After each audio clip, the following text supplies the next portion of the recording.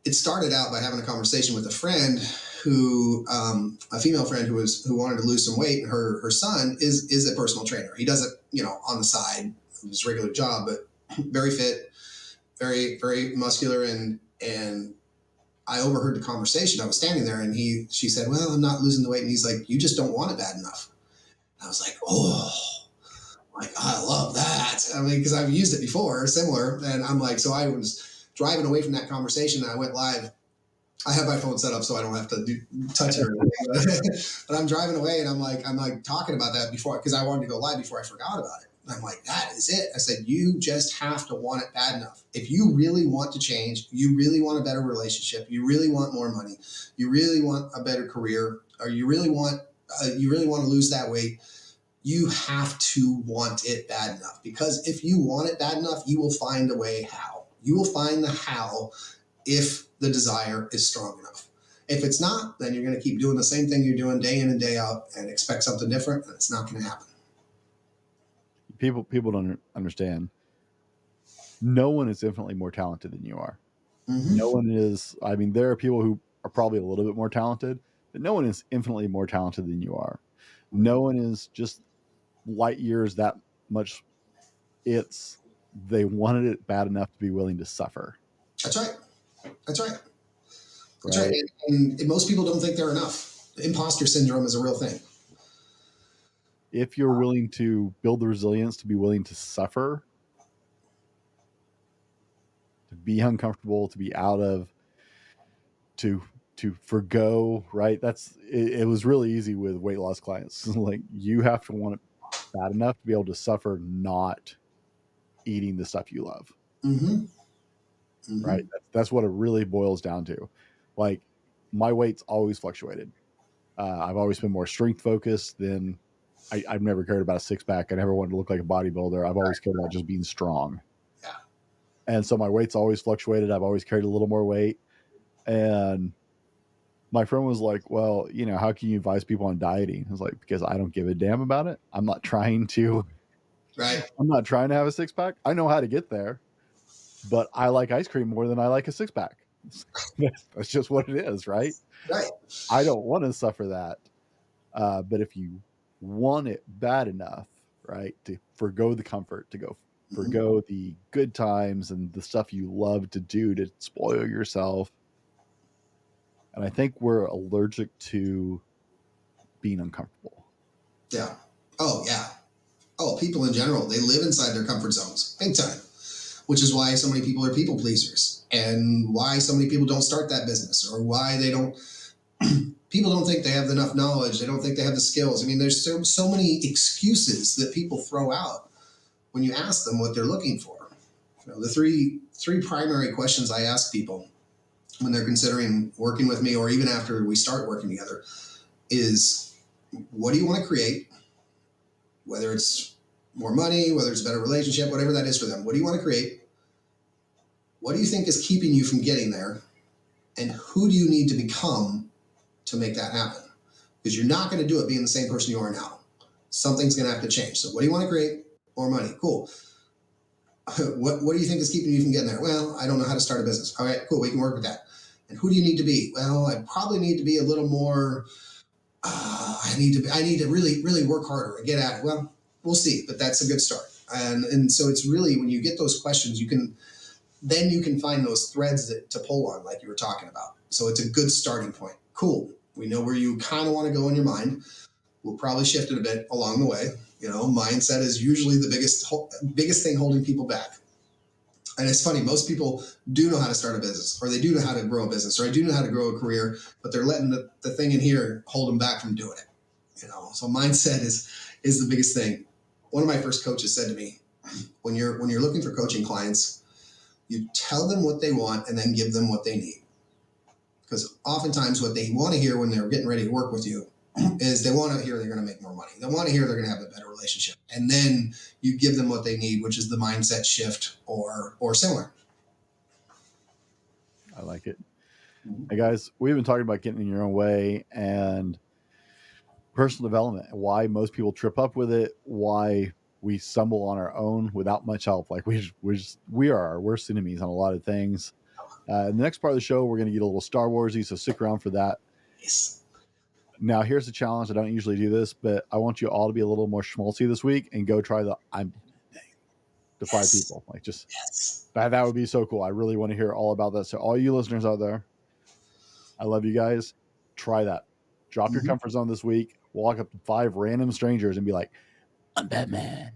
Yes. You got to do it in the voice. You got to get the voice. Gotta do the voice. Yes. Do your best Batman voice. Let us know how that goes. In this segment, we're going to get a little Star Warsy because I saw Tony post something the other day and I love the explanation. I've never actually heard this before. So like one of my best friends in school, this was her quote when she graduated because they had seniors quotes and it was do or do not, there is no try from Yoda. Like that was the power. In fact, her whole class adopted it for their senior graduation. That was their senior class graduating slogan was do or do not, there is no try.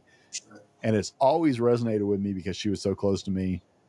And I saw you post on this and I went, I'm not sure if I'm really happy about that or like, just like ruining my childhood, but you said there is no try and then explained that. So there are a lot of men who aren't starting. We've already talked about that. There are a lot of men who want more in their life and will make half-ass arguments about it. It's like, well, I tried this. So share this philosophy with us. Yeah, absolutely. I'm glad you bring this up. I actually almost talked about it earlier, so I'm glad we waited. So it's funny. It's first learned this concept after seeing Star Wars. I'd already seen the Star Wars. This is from Empire Strikes Back. Yoda says to Luke, "Do or do not. There is no try." And then when I started my personal development journey, I was made aware of Werner Erhard, and Werner Erhard really nails this down. And so I've actively removed the word try from my vocabulary. It might pop in every once in a while, but I'm conscious about it because the word try really is a cop out. It's really a cop out. That's why he says there is no try. Werner Erhard talks about how this man was standing up at one of his workshops. He was standing up and he looks at the man and he's explaining to him that there is no such thing as try. And this guy's arguing with him and he says, okay, I want you to try to sit down. And the man sits down. He said, see, no, that's garbage. You sat down. You didn't try to sit down. You did sit down. And so it was that really led me down the path. And I started looking at it. And I've had this discussion with many people. And there really is no such thing as try. So when somebody asks you, like somebody's got to get together at their house and they're like, invite you over for this little, let's say cookout at their house. And you say, oh, I'll try to make it. Well, right then and there, you're telling that person that you are wishy-washy, that you're not gonna put forth the effort to be there. And that person is now saying to themselves, well, this is somebody that I can't rely on. They're very non-committal. They're not gonna make the effort. And the odds of them showing up are probably pretty slim. So you have just seriously copped out on that person. And so every time you use that word try, you are copping out on whatever it is that you would be doing, that you could be doing and should be doing. So when I say do or do not, there is no try, that's because there's not. There's always something. You're always doing something or not doing something. And if you use that word try, you're copping out on yourself and everybody else. It's reminiscent to me. Did you ever watch The Rock? Sean Connery, Nick Cage. Oh, I just watched it the other day, actually. It's so funny you're bringing that up. I actually need to rewatch it because I haven't watched it in so long. I love some of the lines in it. But right, Sean Connery always talks about in the movie, losers always whine about their best. And for the sake of the show, I won't finish that quote. That's a great quote. Winners go home and yeah. Right. To me, that was just the less PC version of Yoda saying, do or do not, right? Right. We have this idea, and I think it's because we've shifted in the United States to reward mediocrity, right? When I was growing up, the people who won got the trophy. Participation trophies weren't a thing yet. And I, as a parent, despise that kind of crap. Participation trophies piss me off. Me too. because it rewards mediocrity. Yes, I know everybody, right? Everybody who goes to the Olympics wants a gold medal. Somebody wanted it more. Yep. To put in the extra blood, sweat, tears, miles, whatever their sport is, to get to gold, to be the best. Mm-hmm. And only one person can get there, or one team can get there. And we've embraced this concept. America wasn't built on the idea of mediocrity. Right. I think it's something that people misunderstand about capitalism. Capitalism is a fair system. There are definitely some problems, only because capitalism can now be controlled more, because there are so many companies that have a monopoly and can block things out. Right. So it's hard for the little guy sometimes. But you can still, in a capitalistic society, come in and put in the effort and succeed. You may Yes. not become the global giant, but you can put in the effort and build that business you always wanted to, or chase that dream you wanted to, and get there still. Right. Right. And so when we're talking about the do or do not, there is no try, I really started hammering in on that phrase and hammering in on that concept, actually more so in the last 6 months. I've always kind of known it and really kind of felt, but I never really lived it. And it was at a workshop I was at here in Florida not too long ago with a friend of mine, Devin Banison, amazing coach, amazing mentor. And he brought up this concept of the try and the do or do not. There is no try. And he kind of gave the same similar explanation as I did. And I went down the rabbit hole with Werner Erhard and some of the other folks that think this concept. And I really got into it. And at that same workshop, this guy, Devin, talked about the commitment. And that's something I had used way before. It was the commitment piece. And he said something to us in the workshop. He said, I am the most committed individual you will ever meet. He's like, if I say I'm going to do something, it will happen. I would literally have to be in the hospital to not be there. And he's like, and this guy charges like a ton to work with him. But he said, if I find somebody that's more committed than me, then I will work with them for free. And I was like, oh, that's a bold statement. And I said, and in my mind, I had a conversation with him later. I said, I believe in paying for value, so I don't want to work with you for free, but I accept that challenge. I want to be that committed.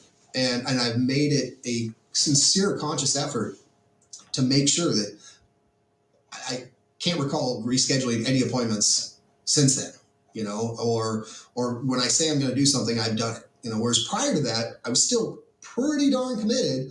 But there would be those times where I'm like, and I'd reschedule a call or I'd reschedule something I had going on. And it was usually for some stupid reason, or I can't say stupid, but minor reason that I could have avoided. And so now back to that commitment, that do or do not, there is no try. It's about being committed. And we talked about the choice, the commitment, and the practice. The commitment is probably the biggest one. So take that word try out of your dictionary, out of your vocabulary, and say, I'm going to commit to doing this, and do it. I love it. Now, guys, this conversation has been a little different than I normally go with this, because there was so much I wanted to talk to Tony about that I just wasn't quite sure how this was going to play out.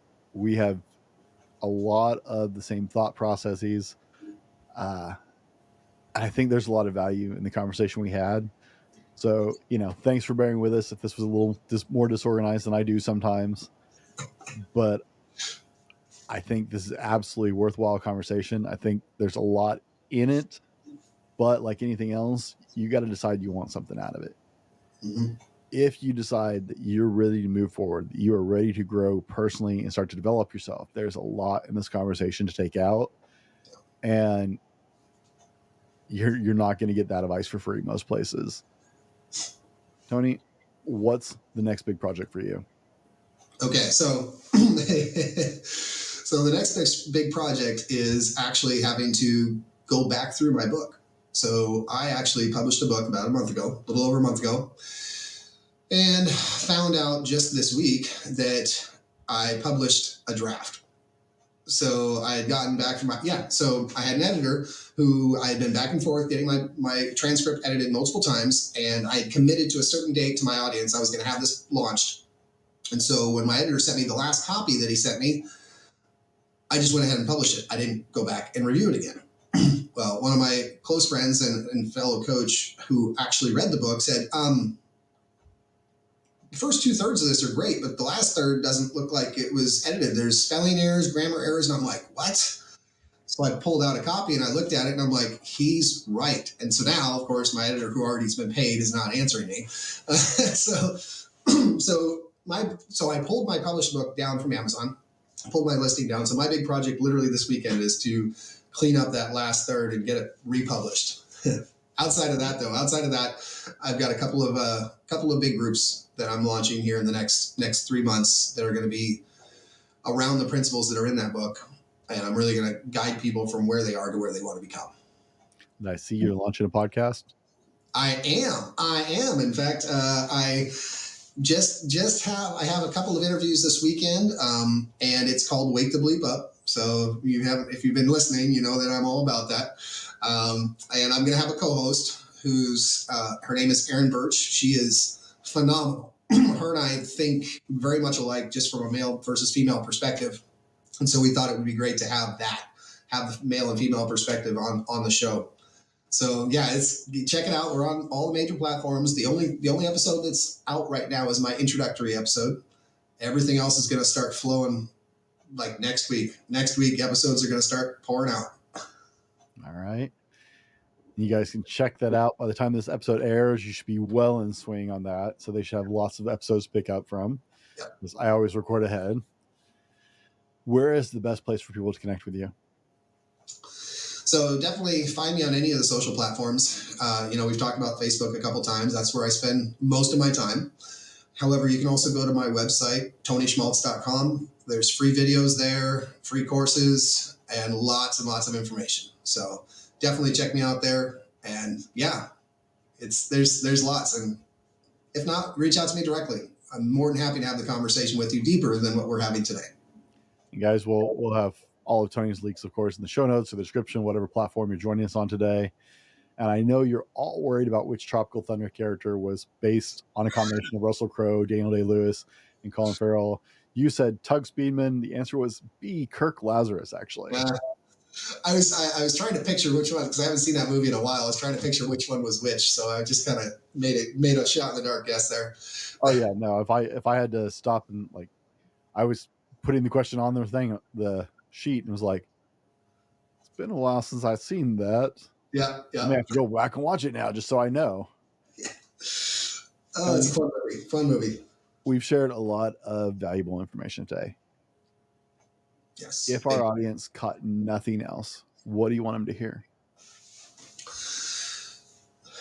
If you caught nothing else, I want you to understand that the 3 keys to success are making a choice, committing to that choice, and then practicing the actions that came out of that choice. Whatever that is you want in life. If you want more money, you want a better relationship, you want to get in better shape, you have to make the choice that that's what you want. You have to commit to taking the actions necessary to get that desire. And then you have to practice everything it takes to hit that result. Guys, for myself and Tony, thanks for hanging out with us today. I hope you enjoyed the conversation. Be better tomorrow because of what you do today. We'll see you on the next one. This has been the Fallible Man Podcast, your home for everything man, husband, and father.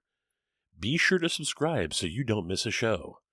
Head over to www.thefallibleman.com for more content and get your own Fallible Man gear.